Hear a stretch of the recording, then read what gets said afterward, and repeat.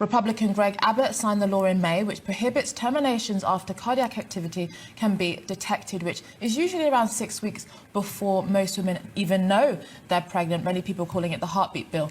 This is the strictest limit placed on women's reproductive rights in the United States since Roe v. Wade in 1973.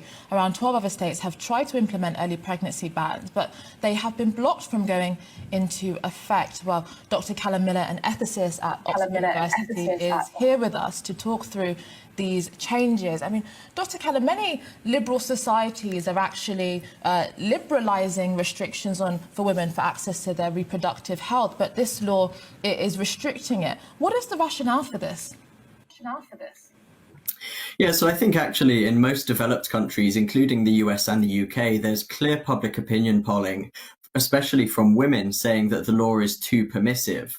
In the UK, for example, it's legal to have an abortion up to 24 weeks for any reason and up to birth if the child has a disability. And likewise in the US, the law is very similar, but actually even more extreme.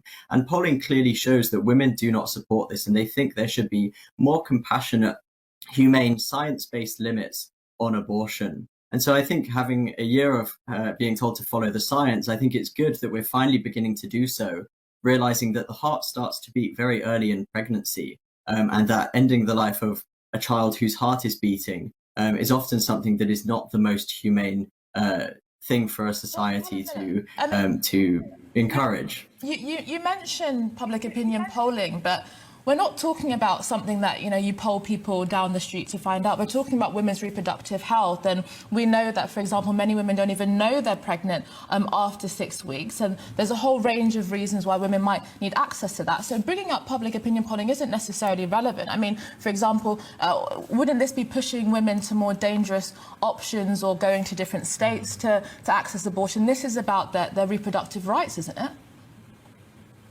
Well, I think all of us agree that rights have certain limits. So all of us would agree that abortion in the third trimester or at 8 months of pregnancy is not something that should be allowed. And the reason is because there are two people involved. There is the woman and the child, and the law needs to protect both as much as is possible.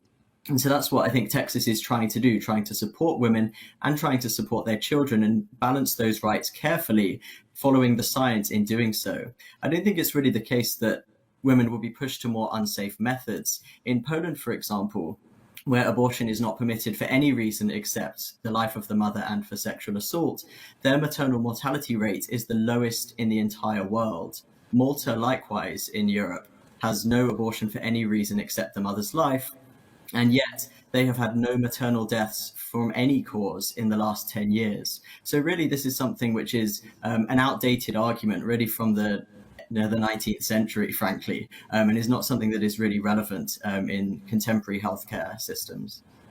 But we're talking about the most restrictive law in America. This idea that that Texas is the champion for women's rights when it comes to American society, isn't that a bit of a stretch? Well, I think what women themselves tell us is important. I mean, opinion polling shows that women are actually more pro-life than men in many countries, including the UK. And it clearly shows that they do not support these radical abortion laws, which allow abortion up until the moment of birth in the US. And so I think Texas is really doing what the majority of women feel is the right thing. They are listening to women. They are trusting women. And the alternative is to trust a tiny radical minority of activists, most of whom are men, actually, in suggesting that the current law should remain in place, which would allow abortion up until birth. You mentioned the fact that most of the people in the radical minority are men. Are a lot of the people signing off on this law men? So the law, I haven't looked at the specific makeup of the Texas legislature, so I wouldn't be able to say. But what I would say is that women have been at the forefront of the pro-life movement for many decades, despite people trying to portray the opposite. As I say, public opinion polling shows that women are more pro-life than men.